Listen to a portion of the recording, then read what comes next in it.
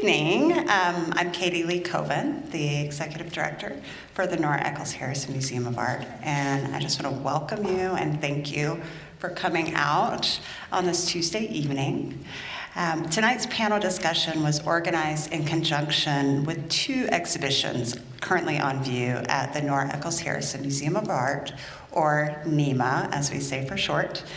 The first exhibit is Los Angeles Hard Edge, a collection-based exhibition curated by Bolton Colburn that intentionally references a 1964 exhibition called California Hard Edge Painting that was held in Pavilion Gallery, Balboa, which is today's Orange County Museum of Art. And the 1964 exhibition, 60 years ago, was curated by Jules Langsner, and it featured the same 11 artists that are in our exhibition, including June Harwood. The Los Angeles Hard Edge exhibition here at NEMA contextualizes the second exhibit on view, June Harwood, Edging into View, which is a survey of Harwood's work, emphasizing work in particular from the 1960s and 70s. Highlighting an important but under-recognized artist like June Harwood aligns with NEMA's focus to expand and diversify our understanding of modern and contemporary art in the American West. There's a catalog accompanying the exhibition available for purchase in the museum store with essays by Danielle Cornell, Rebecca McGrew, Dennis Reed, and writer and critic Christopher Knight, who's one of our panelists this evening. The term hard edge painting was coined by California critic and the curator of that 1964 exhibition, Jules Langsner. He coined it in 1959, and he used it to describe the work of those particular abstract painters on the West Coast who were reacting to the more painterly or gestural forms of abstract expressionism. I want to thank the June Harwood Trust, and in particular Dennis Reed, for approaching us to be one of the select venues to host this exhibit, and for providing the opportunity for us to also acquire a few of Harwood's pieces from the exhibition into our collection. Dennis was supposed to be with us this evening as one of our panelists, but was unable to attend. I also want to thank the Feidelson Lundberg Art Foundation for supporting educational programming for this exhibition and facilitating a loan of a Helen Lundberg painting through Louis Stern Fine Art. Collectors who made the Los Angeles Hard Edge exhibition possible through gifts and purchases of art for the museum are longstanding supporter George Wanless, the Catherine C. Wanless Foundation, the Marie Eccles Kane Foundation, and Jeffrey and Marie Lane. And last but not least, I want to also thank our Museum Advancement Advisory Board for their support and the museum staff who really make it all possible, and in particular, Bolton Colburn and Kiara Sorensen for all of the work that they've done into planning this event tonight. I feel very fortunate to have such an awesome team and enjoy every day that we work and make an impact together. Before we welcome our panel to the stage, I want to thank each of you for making the trek here to Logan. It is truly an honor to have you here at Utah State University to visit our museum and our collection and to contribute to our work in fostering engagement with modern and contemporary art. Please help me give a warm welcome to Bolton Colburn, Jeremy Petty, Carol Allil, and Christopher Knight.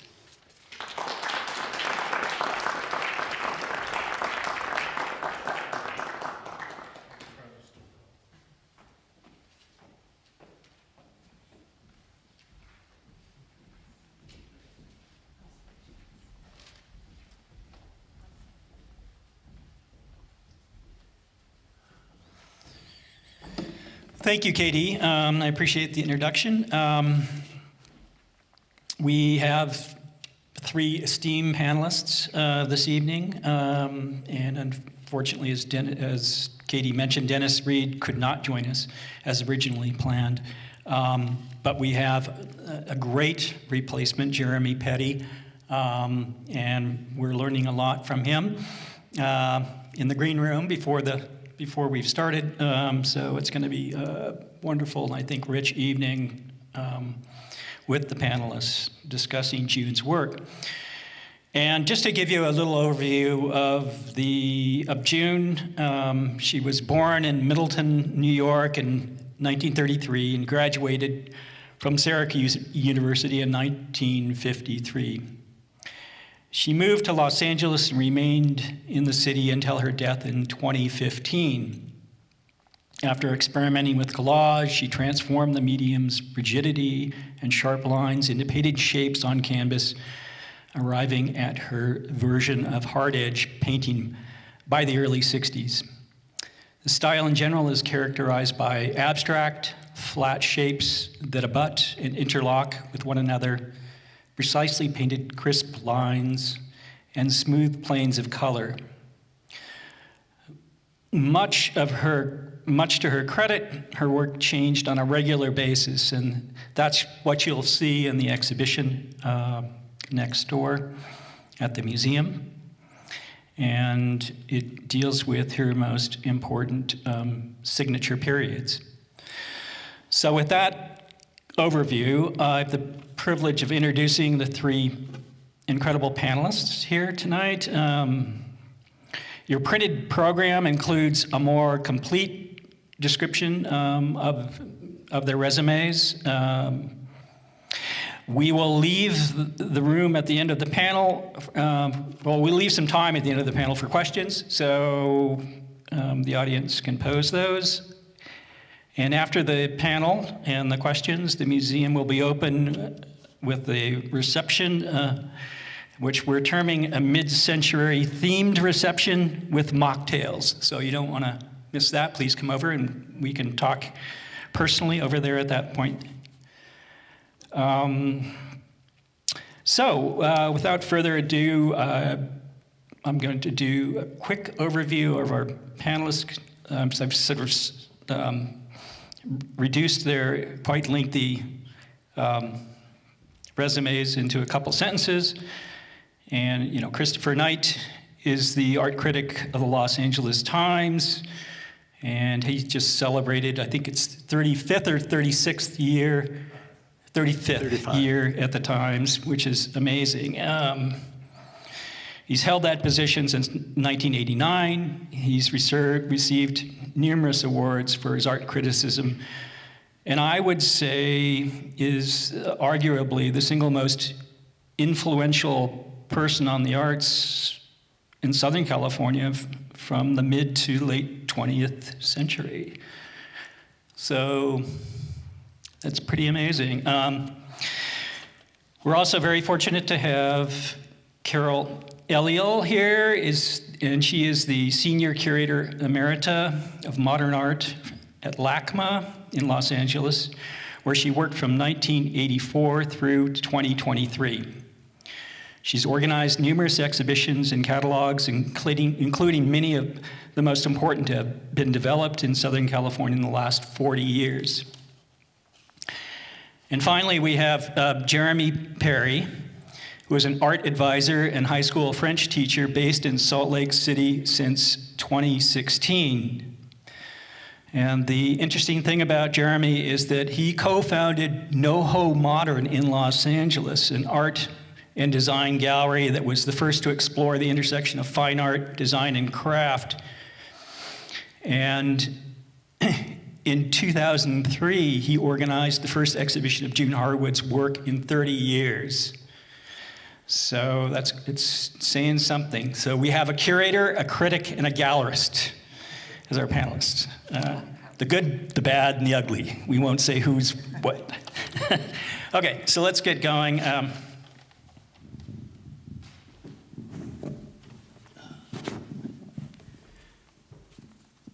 Okay, my first question I thought I just posed for all of you would be, how did you get to know June or her work?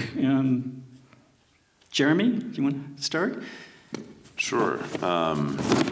So the story for me of meeting June starts really at a flea market. When where I was shopping around late one morning, way after anything that was good should have already been gone, because with flea markets you got to get there pretty early. And this was the Fairfax Trading Post, which is really not a flea market. It's a flea market in Hollywood, but nothing real special. So I see this painting off to way across the flea market, and I just kind of make a beeline for it, because it just was something that seemed really amazing, and I didn't really know much about it other than I just thought the color and composition and forms or something that needed to be investigated further. So I asked, the guy who had brought it out of the back of his van with about 50 other paintings. I said, well, who is this artist? He said, I don't know, but she's listed. And I said, okay, well, I don't know, what does that mean, And, I look on the back, it says June Harwood, 1965, and I'd never heard the name before. And I said, well, I'd like to buy the painting. And so we ended up making a deal. I bought the painting. And so we had this painting, and we had, fortunately, a friend named Dennis Reed, who was an early supporter of the gallery and who would come by and visit. And he looked there, and I said, we have this new painting, some artists I've never heard of. And, this is back in 2002, 2003. You Google everything nowadays. We had to look stuff up in old catalogs and do primary research like you're all very familiar with. And so he said, well, it just so happens I used to teach with June at Valley College. I'm friends with her, which she was at that point. We'll talk more about that later. And he said, well, she lives about a mile from the gallery. And I said, well, we'd love to meet her. And so eventually we were able to go to her home and studio, meet June, was immediately blown away by her work and paintings, seeing it in person. From then on, we just sort of started this relationship that led to this exhibition, the first exhibition of her work in, like you said, roughly 30 years. And that kind of started the journey for our gallery in many ways. And, Christopher was amazing and coming out to North Hollywood at the time to even make the trek up to the Valley, which has all kinds of, pejorative implications in LA. Like no one wants to go to the Valley a lot of the time, but he was a great, early review of the work, which certainly helped push the interest along for her work. And Carol was an early supporter of the gallery as well, and really fantastic. So that's my quick sketch of how I met her, at least. So, yeah. I can jump in. Is this on? Yeah, there. I can jump in because it was, in fact, through that show at NoHo Modern. That was my first time at NoHo Modern that I got to know June Harwood's work. And I can't actually remember if it was that I read Christopher's review and thought, wow, I should go see this show, or I had a colleague in the Decorative Arts Department at the Los Angeles County Museum of Art who was very interested in mid-century modernism across the board. And she may have mentioned the show to me. She lives in the Valley, the San Fernando Valley, and so I'm not sure how this was Joe Loria. So it was either through Christopher or through Joe Loria, or possibly both, that I found out about the gallery. I will say the gallery was in a very atypical place for an art gallery. It was right by the Greyhound bus station in North Hollywood, which is not an art gallery area, never has been in the history of Los Angeles, and probably never will be. But it was a great space. And it actually, conveniently for me, was near a park where I tend to go running on the weekends, so I probably came over in my sweaty running clothes and saw this show, and it was just an amazing exhibition of amazing work. If some of you have seen the show across the sidewalk, you'll know, and if you haven't seen it, go see it because it's fantastic. So that opened my eyes. As I was saying to Christopher and Bolton earlier today, stupidly, I did not pursue an acquisition for LACMA at that juncture. But then, this is not really getting to know June, but a little bit of sort of behind the scenes museum chatter. I can't remember what year it was. I think I have it written down here. Hang on. It was about 2013.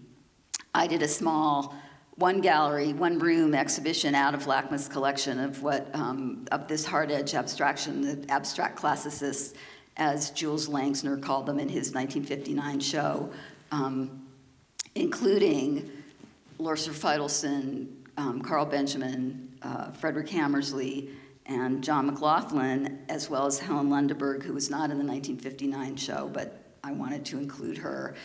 We did not own a June Harwood painting, so I couldn't include her in that exhibition. And then Peter Lockery, who started Los Angeles Modern Auctions Llama, whom some of you may be familiar with, came on a little walkthrough I did of that exhibition. And he said to me, Carol, why don't you have June Harwood in this show? And I said, I would have loved to have included June Harwood in the show, but we don't own anything.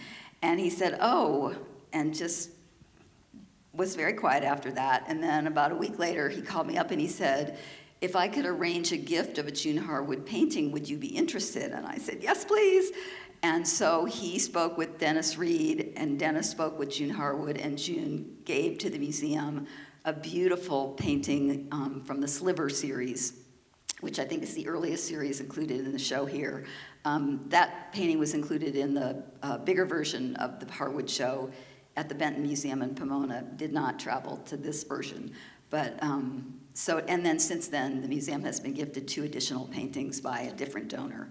So that early run-in, if you will, with June Harwood's work at NoHo Modern Gallery has now spawned 3 paintings in LACMA's collection.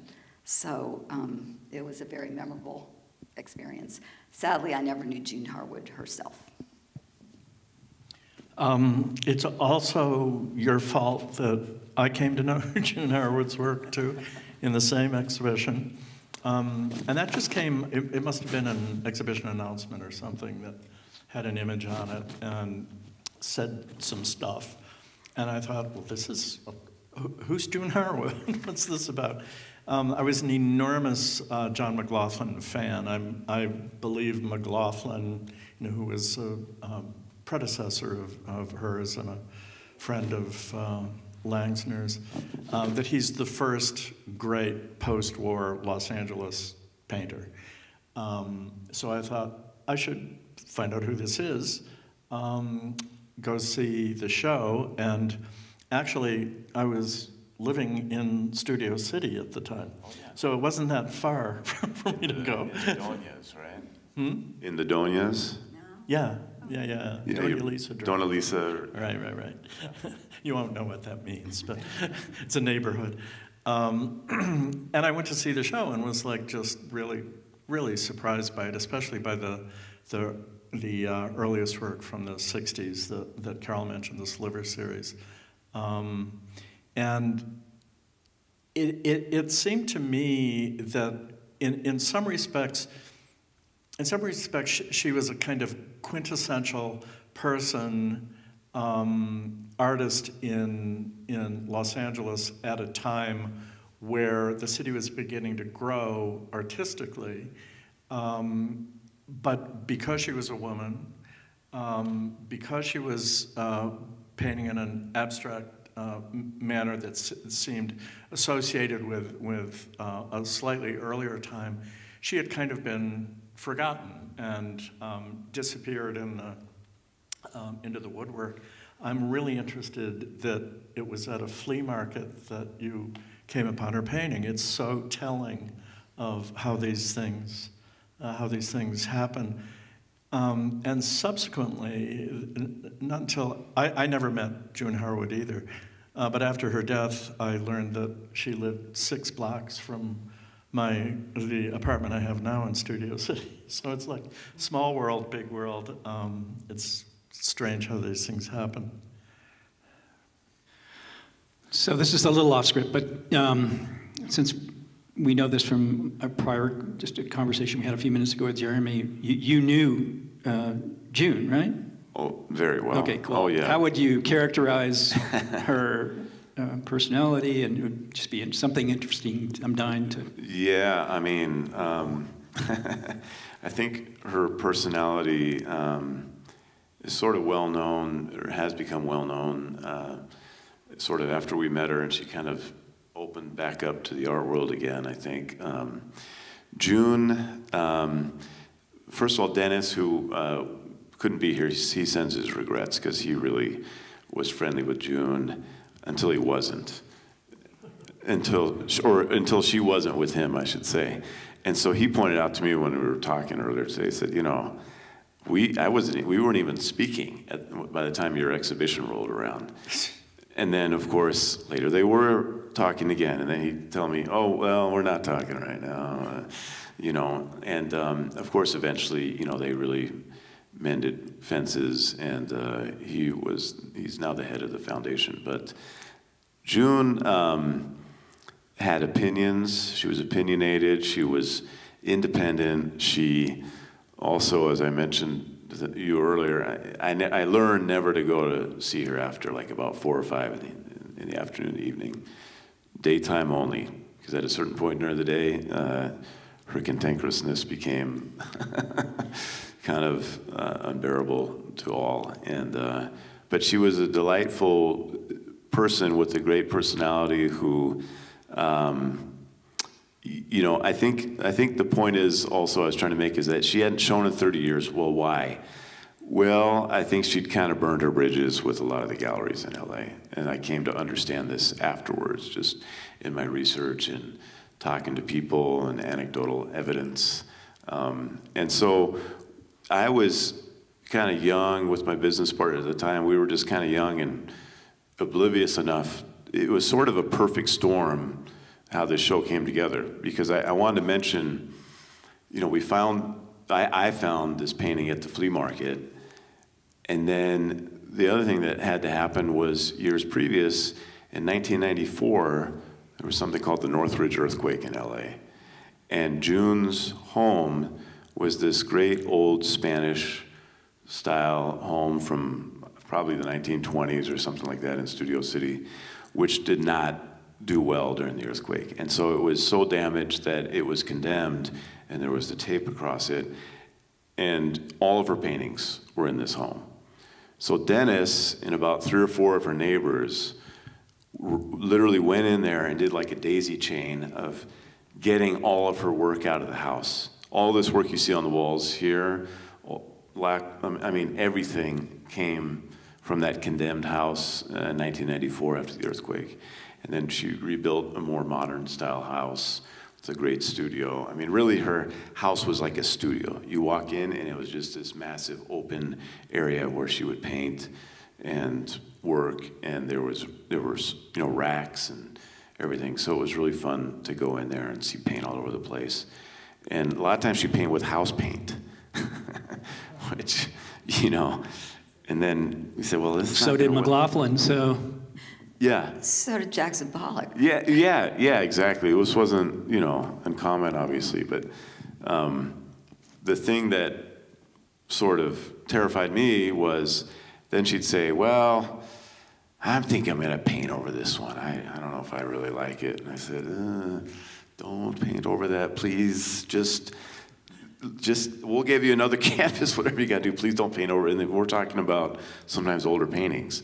And so she had painted over other paintings that, you know, you always hear this with artists, you know, Frank Stella throwing stuff away and people grabbing it out of the trash cans. And so here she is painting over her wonderful paintings, but, you know, fortunately enough, survived. But, yeah.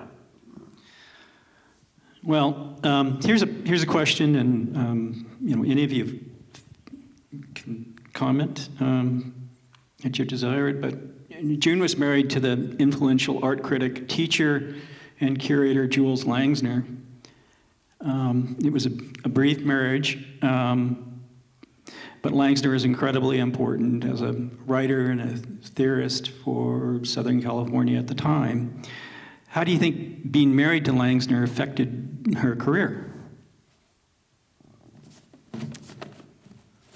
You had posed this question to us in advance, so I had a little time to think about it, and also kind of to delve into the specific chronology. She actually had her first solo exhibition before she met Langsner, which was she met Langsner in 1964. So clearly she was already on a path to having a functional career as an artist. Now, she may have derailed that path later on, but she wasn't dependent on him to start her career. Certainly he then met her, Langsner met Harwood in the context of his work putting together this California Hard Edge painting show in 1964 that was mentioned previously at the Pavilion, which was the predecessor to the Orange County Museum of Art.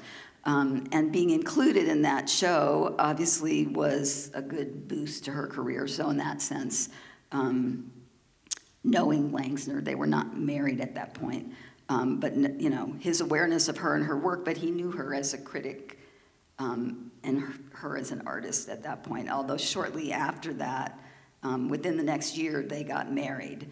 But then, so they met in 64. She was included in the show later in 64. They married in 65, and then he died in 1967. So their time together was very, very short. And she really had developed her core vocabulary before 1964. So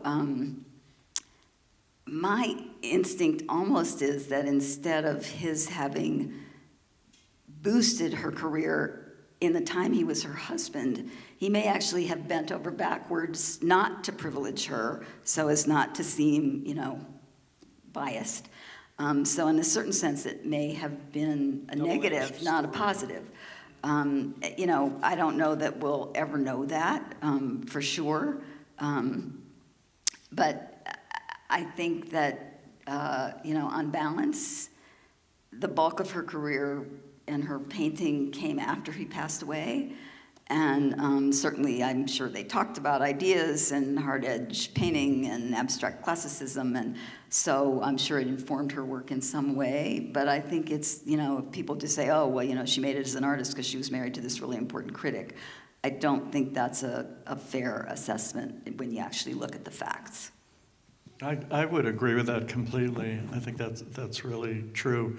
From my way of thinking, there were two great art critics in Los Angeles in the 20th century. Sadakichi Hartman, who wrote mostly about photography and was also in a few silent movies with Charlie Chaplin and other people, and Jules Langsner. I'm just going to interrupt for a second and say there actually are three. Oh. And we are privileged to sit on the stage tonight with a Pulitzer Prize-winning art critic who, you know, worked during different decades, but really was the voice of California art criticism in the 80s, 90s, and into the present, when LA has become an art center. So I just had to put that forth. Thank you. But back to... I agree with that, too. Back to where Christopher was. Anyhow, so there's the two of them, but in terms of June Harwood's work, I think the painter Lorser Feidelson was probably more apposite as a sounding board and maybe an influence, I don't know. Lorser Feidelson was a very big deal in the 50s. He was Mr. Los Angeles abstract painter in a lot of ways. He had a TV show, a local TV show art program I think it was on Saturday afternoons. And I think they worked together quite a bit. And in fact, I think Lorser Feidelson did something with Jules Langsner that was a big mistake. When the first hard edge painting show was being organized for the LA County Museum in 1959, Langsner wanted to call the show Hard Edge Painting. And Feidelson objected and insisted that it be called For Abstract Classicists, which was the name he used for that type of geometric abstraction. And for him, it had to do with a long-standing interest in a kind of classicism in art that he felt was more cerebral and therefore more significant than expressionist art. Than abstract expressionism, which was the dominant movement at the time. Abstract classicism, he chose that as a name to differentiate it from abstract expressionism, which was identified in New York. And the problem with that is that it ended up making the work seem reactionary, that these were artists who were reacting to what the New York School was doing, which was really not the case. And hard edge painting, ironically enough, when that got used in the catalog essay to the 4 abstract classicists show, that's the term that stuck. That's the term that people began to use because it was distinctive, it was descriptive, it was specific to this aesthetic. And so successful was it that it was slowly but surely appropriated by artists in New York. Ellsworth Kelly began to be called a hard edge painter. Ellsworth was not a hard edge painter. His work has nothing to do with what Feidelson and June Harwood and McLaughlin and those people were doing. Completely different. But I've always wondered what would have happened if they if they had used Langsner's title rather than Feidelson's title for the show. Well, it's interesting because, in fact, he did use it for the 1964 Yeah. exhibition, which Yeah. was called California Hard Edge Painting. Yeah.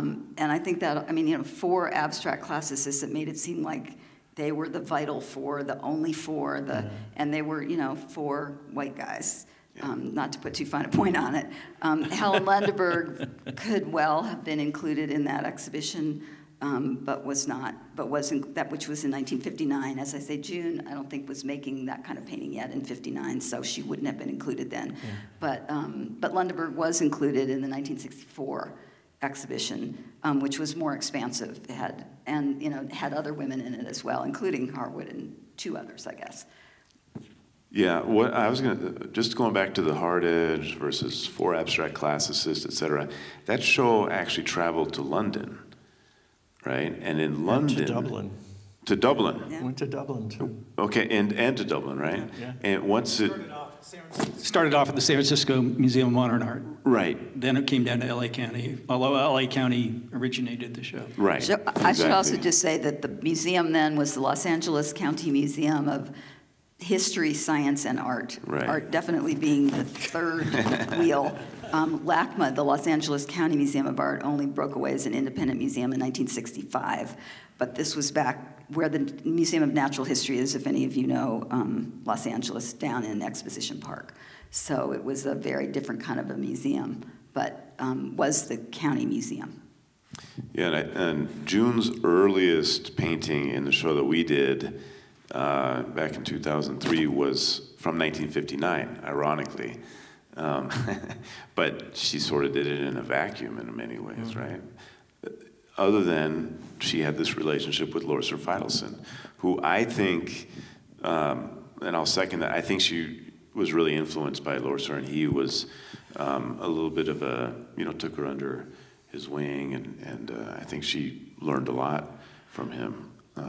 I agree totally. Yeah, well, Lorser was married to the artist Helen Lundeberg, who was good friends with June. So you also wonder about that potential influence and whether or not, to the extent of that. And if you look at their paintings over a given, a couple of year period, it looked like they were sort of tracking each other into some degree. So anyway, I just wondered if you guys had any insights about that relationship as well. Well, I don't know. I'm only hypothesizing here, but I really wonder, particularly looking at Harwood's Loop series paintings, if she had seen works like Feidelson's hard edge line painting that's in LACMA's collection that was actually now LACMA, but as of 1964 was in the collection of the LA County Museum of History, Science, and Art. So she could have seen that painting there, or others from that series, and they definitely, I think, relate to the Loop series. So he was, that could be some direct influence. And I also feel as if Feidelson's Magical Space Forms series of paintings, which go from the 50s into the 60s, I think, and there's a painting in the Hard Edge show across the way that I'm not sure is specifically in that series, but is certainly related to that series. And then there are drawings that are related to the Magical Spaceform series. They seem to relate quite a bit to her Jigsaw series of the mid-'70s. So it does seem as if she might have been looking at specific aspects of Feidelson's painting, in addition to general aspects, and maybe adopting them to her own, for her own purposes. That the Feidelson Magical Spaceforms that LACMA owns came as a gift to the museum in 1962, so again, when it was down in Exposition Park. So she could have seen it there. It also was gifted to the museum by artist June Wayne. I don't know if June Harwood knew June Wayne. Two challenging personalities, shall we say. But it maybe could have been available to her in that context. That I don't know. But I do think there are both general connections and possibly even specific series connections between Harwood's work and Feidelson's work. You know, knowing her, I never got from her, I know you saw this in retrospect, in hindsight, maybe that is the case, but I never really got from her anything about her and Lundeberg being connected in terms of the path that they were on in their artistic journey. Feidelson, yes. And, you know, they both, I mean, Lundeberg was this kind of a surrealist painter before she found hard edge. Would you characterize her that way? Yeah. And June came right in and was like this, you know, from epiphany. Yeah, it was hard edge. You know, she didn't know what it was called in '59. She just started painting. And but I would agree that those Loop series paintings definitely have a little bit of Lorser influence in them. And she had and owned paintings by Lorser Feidelson that had, you know, some of his finer lines. And, you know, he was very distinctive in his style, as, you know, I think what's cool about all four of the original painters and Helen as well is that they had very distinctive styles. Now, I think wasn't it Toby Moss that later had a show that tried to rectify things, and she had a show called Four Abstract Classicists Plus One. The plus one was Helen Lundeberg. Yeah. Toby Moss is a legendary dealer who's still alive, and I get emails from her still. And still dealing. And she is still dealing, yeah. And she has had so many hard edge painters kind of go through her gallery and through her hands, and so that was a great show. Four abstract classicists plus one. So she was saying, I'm a woman, I'm a dealer, you're not going to forget about this important woman named Helen Lundeberg, who should have been a part of that first show. So I'm going to rectify it right here and now with that show that she did. So. Well, it's interesting because just talking about Lundeberg, I mean, I don't know this obviously from June because I didn't know her, but my understanding is that she and Helen Lundeberg were actually pretty close friends. But I think their work, although perhaps superficially seems similar, is really very different because Lundeberg, even when she was at her most abstracted, really grounded her work in the visual world. Mm-hmm. And June is truly, okay, well, that leads me to my second, or one of my tougher questions, because Daniel Cornell, in his essay in the June Harwood book, poses a question at the beginning of the essay, which I think is a pretty provocative question, and he tries to prove it in his essay, and I think it's worth throwing out there. And that is, what gendered subtext does June Harwood bring to the language of hard edge abstraction? It is an interesting question, and I'm not sure I have an answer to it. I thought Daniel's essay was interesting, in which he was talking about the history in Western art, Western European painting since the Renaissance, where linear design was considered a masculine form and coloristic painting was considered a feminine form. So design is masculine, color is feminine. June Harwood has a real palette of interest in her work, and the linearity of design in her work is in the juxtaposition of colors. Daniel also talks about how some of the later paintings do have a kind of, not really hidden, but a subtext of nature in them, of leaves and buds of flowers and the surface of water and things like that. So there may be some distant relationship to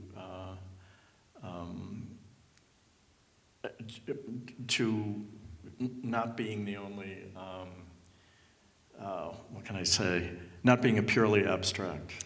But I would artist. say that those are overlays that we bring to the final image as opposed to the source of the image to begin with. Whereas Lundeberg, to me, always starts from nature, a mountain, an architectural arch, something in nature that she sees and abstracts from that. So there's a line from figuration or the real to the abstraction, whereas June creates abstractions that then can be interpreted to look like X. And I think those are two different things. Yeah, and ironic, you mentioned this towards her late career in the 1990s and 2000s. This is when she started sort of having these more naturalistic, almost abstract landscapes, for lack of a better way to describe them. Part of me thinks June would say, well, that's a bunch of crap.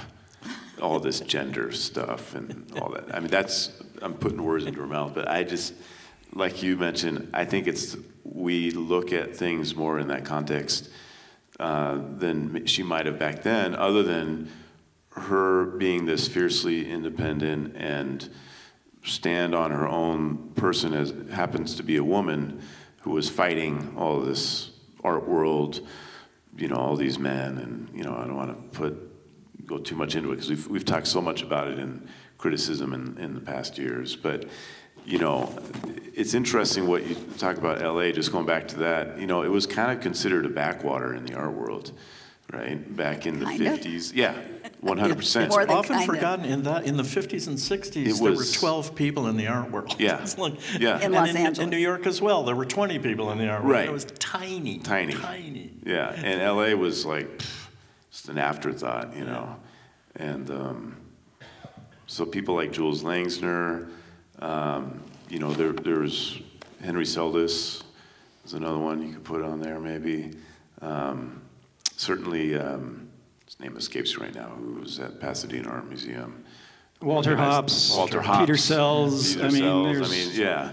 All these guys who really helped put LA on the map, in addition to the artists, of course. But Just to get back to your gender question, sorry, no, I mean, that was all really interesting. So, but I actually didn't buy the arguments that Danielle Cornell makes in this book that sort of serves as the catalog to the exhibition. I feel as if a lot of the things he said about Harwood's paintings could equally be applied to Feidelson's paintings, which to me, it's like, well, okay, there you've just undercut your argument. And I think he also conveniently elides her network series, which, if you're going to look at it in the context of gender and society, that series is from the late 1960s. And I think, kind of per stereotype of what's now become the tech bro, but engineering technology, particularly in the 60s and still today, is perceived as more male than female. With the relationship to computer networks and technological webs that were being developed at that moment. So, I didn't buy those arguments, but I do think what you say, I think the gendered subtext or text that she brought to hard edge abstraction was that she continued making this work. She didn't get much attention. She certainly didn't get the attention she deserved during her lifetime.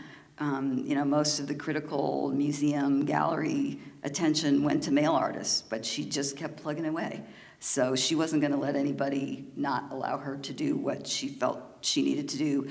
And I also have to say the fact that she moved in 1953 from New York to California with 3 other friends from college, so they were all 20, 21 years old. In 1953, that was huge to do that kind of a move across the country.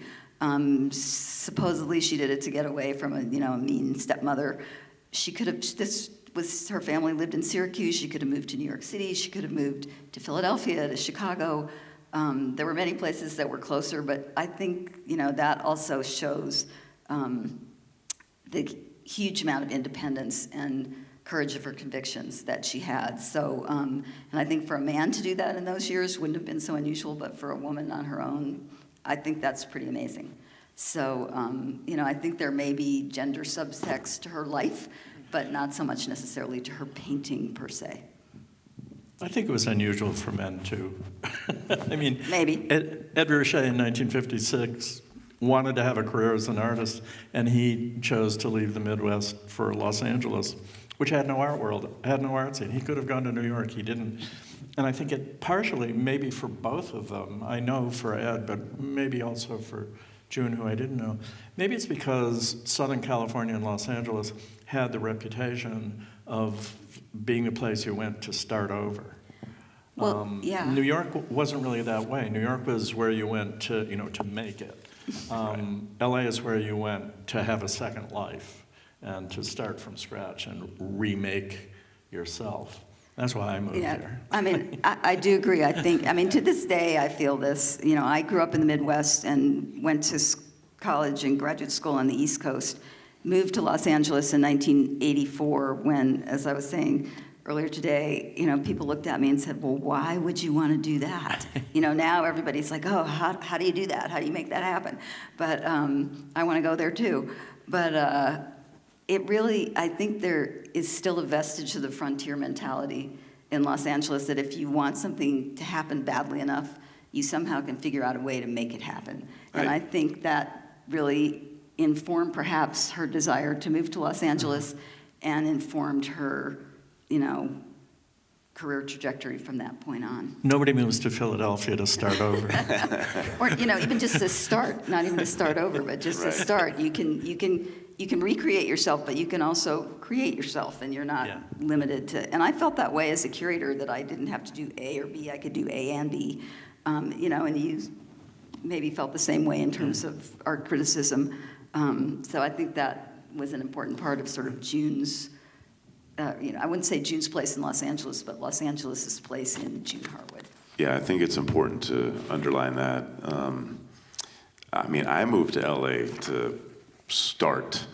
I was originally from the Bay Area, and so the Bay Area is wonderful, but San Francisco is a lot more traditional. LA is wide open. You can do whatever you want in LA. And, we started a gallery basically almost as a junk store. With like unfinished furniture that slowly refined itself over time as we discovered really the story of Los Angeles art and painting and sculpture. And design. And design. And ironically, we kind of use design as sort of the way to finance art exhibitions, because you never know what's going to happen with an exhibition, right? You could sell nothing, and we didn't have funding, we didn't have a secret silent partner or anything like that. Well, I think that whole, popular idea of LA as a place to start over, to create a new person, all of that comes out of Hollywood. That's the Hollywood motif. Yeah, And I think it it's permeates a everything. mixed, it's a two-sided sword too, because LA likes, in California, Southern California, they like to forget what happened in the past. So there's a lot that's gone under the water that's gone under the bridge that hasn't been acknowledged as important, that has been passed by, just because people feel that LA doesn't have a tradition. There is no tradition in Southern California, which is kind of a strange thing as well. I think it's important, and I know we've talked about this a little bit in the essay stuff, but she was an educator her entire life. June taught at Hollywood High. She had taught at Hollywood High. So when she came out there, she wasn't just like a starlet waiting to be discovered. She was working. She was working as a painter until such a time as somebody would take on her work, but she didn't sit around. She was a teacher. Then she also taught at Valley College, and that's where she taught for years and years. And, the other thing I would say, and this kind of comes out of your point about, and yours too, about independence, she wasn't afraid to try different series and new things. And a lot of artists, they become famous for something that is like their brand. And they're instantly recognizable because all they do is paint, you know, whatever, a duck or, you know, and that becomes their thing. June, even though it's all viewed within the context of hard edge painting, at least her early work, because she got into much different work in the late 70s with this whole rock star series, which I don't know if you've Yeah, there are a few rock and roll, in series in the show. But and she's really interesting, you know, because you assume that from the titles that they're somehow related to their you subject. would never, you would never know that, you know, this is AC/DC. Well, what does that have to do with AC/DC? I don't know. But, you know, she could have easily just been churning out, you know, those early paintings. She could have kept going with that. And that could have been all she did her entire career, and it would have been great, but she wasn't afraid to leap into something new every 4, 5, 6 years Well, and do something. you know, if she wasn't being collected, I mean, if money wasn't coming in, you know, that would probably be a good incentive to just move on and do it. This is something you're doing for yourself, and you don't need to replicate. I mean, that's an interesting thing. But, you know, I had a question, Jeremy, for you, because, I mean, this relates to how art history is written and what happens in this country, and how, you know, for a long time, California was in the shadow of New York because, you know, they had written all the art history, they had all the writers, and art history was secondary. And, you know, there's an art history in Utah, and there are hard edge painters here of note, and you must have, I know you ran into one of them, and there's probably others, but Anna Bliss. Sure. Yeah, Anna so- Campbell Bliss, right here in Utah. I don't know, maybe some people, you might know who she is. She's was married to Bob Bliss, who studied at Black Mountain College under Albers, and Anna was familiar and knew them. I mean, they knew the Albers, and she did not attend Black Mountain College, but she was sort of there, part of that community. And they came west when he, you know, was in the architecture department. He was the head of the architecture department at the University of Utah, and she kept working. And she was a printmaker, a painter. So just real quick, she also looked at this idea of technology and computers in her artwork. So there was a lot of mathematics and technology and computers in her artwork. So in that way, she was very avant-garde. You know, Frederick Hammersley did a whole series. So Frederick Hammersley is another one of the hard edge painters who's included in the first show and subsequent shows. He did a whole series of computer prints. And so it's interesting how all these artists are exploring technology and computers and mathematics early on. And two of them are women, one right here in Salt Lake in Utah. So,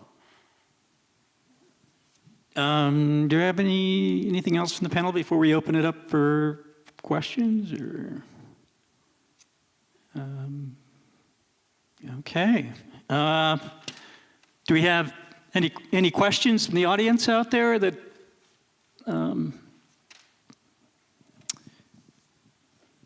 It's a happy audience. Yeah.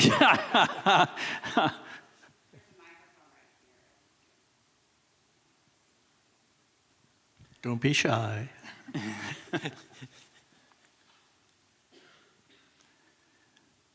Okay. All right. There. I mentioned.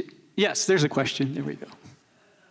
I don't really have a question, but I just want to thank the panel for coming here to Utah, especially in the winter, and appreciate everything that you shared with us. We're from California, all this different here, so. And it's just very nice to hear your comments and the things that you just described. So thank you. I can put in a plug here for the Nora Eccles Harrison Museum of Art. I have known of the museum for a long time. I borrowed work from the museum. It's actually on view now in the San Francisco show by Lee Mulliken for a retrospective of his I did in 2005. It is truly a legendary collection of particularly the art of California. here in Logan, Utah. It really is a treasure, and to be able to come not only for June Harwood, but to see the rest of the collection was an incredible treat for me. So I was thrilled to be invited, and I was really happy that it was not snowing when I was driving from Salt Lake. Yeah, when I moved to Utah in 2016, this was sort of one of the first places I wanted to come see because it had this reputation. And I had actually met George Wanless years prior. He probably doesn't remember that, but when he was looking at possibly acquiring some works by another enigma of hard edge painting we talked about earlier together, John Barber, who there are some photographs in the show, but no paintings, but maybe we can find a way to help you rectify We need to fix that. Yeah, but, and this is truly an incredible institution, museum. I mean, look, they've got the largest, I believe, Ruth Asawa hanging sculpture that exists. I mean, that is like incredible. I know a little bit about the backstory of that as well. I know who who helped facilitate that, but you know, really just forward-thinking collection and art of the West, having a point of view, right? California, you know, painters from the Mississippi on west. I think that's pretty cool. So, just want to second her on that.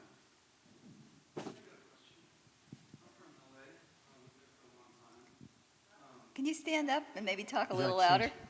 Yeah, I have a question. I'm from LA, lived there for a long time. Love it, miss it. But there was, I call it the Great Art Boom of 2007, 2008. Kind of, I guess, when New York kind of came in, downtown blew up, and then a bunch of galleries opened up, a bunch of spaces. But I haven't been to LA since the pandemic, and I'm just wondering, what are the state of things in LA in the art world right now, and how's it going? You want to take that one? You want me to take it? I mean, I think the art world in general is A mess. everywhere. It's struggling. It's a mess. It's struggling. It has huge problems.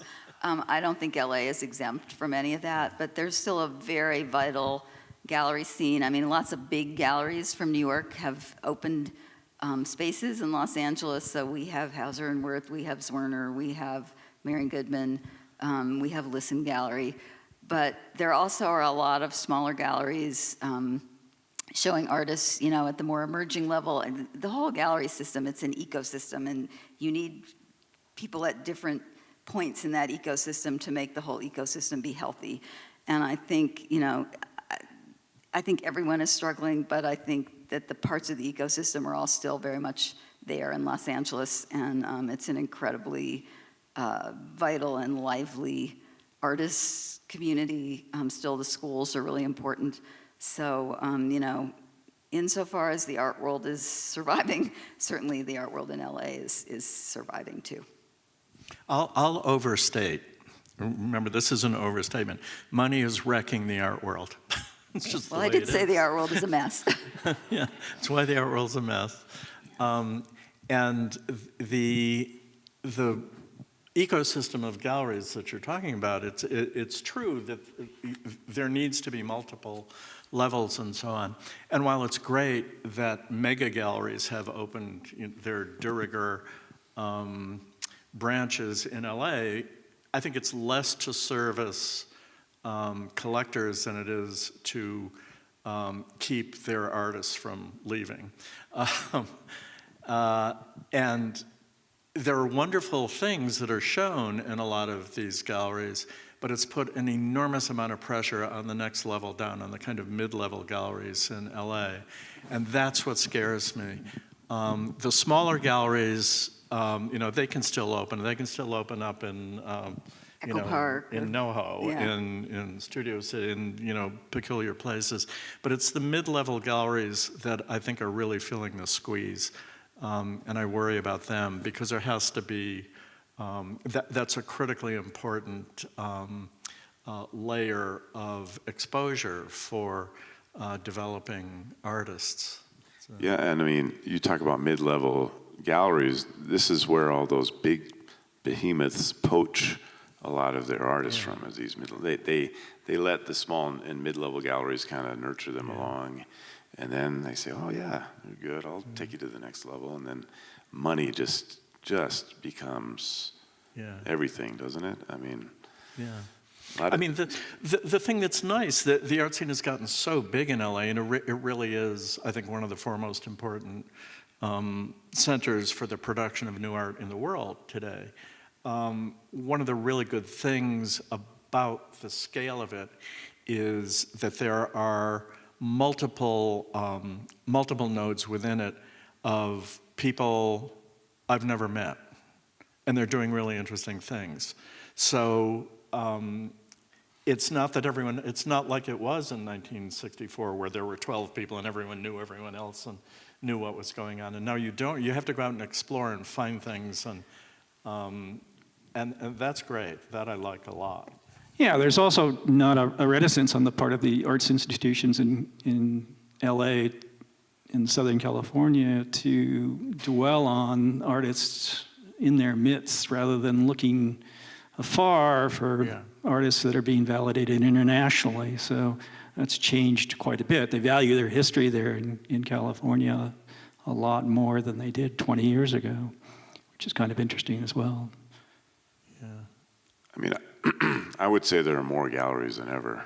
I mean, and I think that the contemporary art world, you might have some thoughts on this, but I think it's just incredible, and it's booming, and I think that with that comes all the problems that the art world brings, which is money.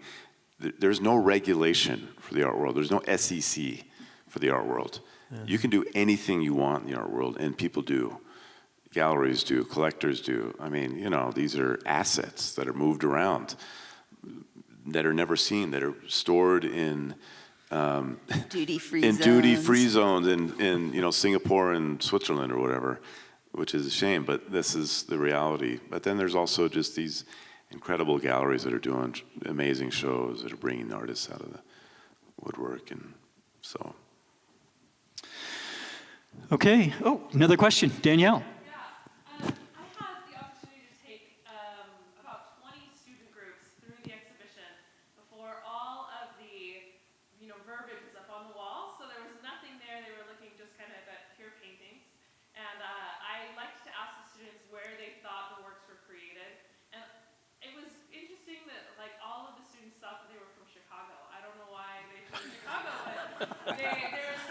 That may be the last place. Maybe Chicago is the not New York, I don't know. Yeah, I think we were thinking somewhere that's not New York, but they could place where. So my question here is, when you look at June's work, what about it is kind of particular to California?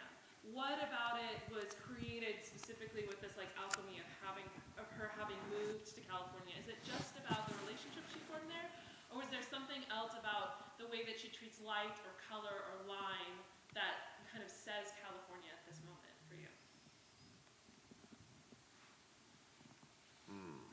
There used to be a question when European art was the art, and the question was, what is American about American art? And that question has long since gone by the wayside because the answer is nothing. It's you know, people live in places and see things and are inspired by things and have relationships and so on, and they develop what they develop. And I don't think there's anything specific to Los Angeles in hard edge painting or June Harwood's work. There are elements coming from John McLaughlin that owe a lot to Asian art that you wouldn't necessarily see in art being made in Chicago, let's say, or Philadelphia, or whatever. But McLaughlin had, you know, he started painting when he didn't start painting till he was 50. And he had been, during the war, had been stationed in Japan, and he lived in Japan for a long time, and he he grew up in Boston and, sold Japanese prints and blah, blah, blah, blah, blah. So there's an Asian element in his work that I think one also might see in terms of negative space used in June Harwood's painting, that you might not have developed if she was living in New York. Whether that's a particular element of Los Angeles, I don't know. But do you see what I'm getting at? Yeah. I don't know. Well, we spoke a little bit earlier about her having African pieces in her home. When I talk about African art, I mean, a lot of it is very functional and tribal. But the history of art is, I mean, it's been very well documented how influential African art is on Picasso, et cetera, up to this day. I mean, a lot of it was just stolen directly. We could argue. I'm not the critic. I'll let you guys tackle that one. But I think there was some influence there. I will tell you, we were young and naive, and we sort of hired somebody to write the catalog essay.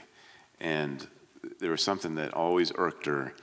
And I'll tell you what her art does not. Irks June. And I'll tell you that from this, her art was not influenced by suprematism, Malevich, this early Russian constructivism and suprematism, that whole movement.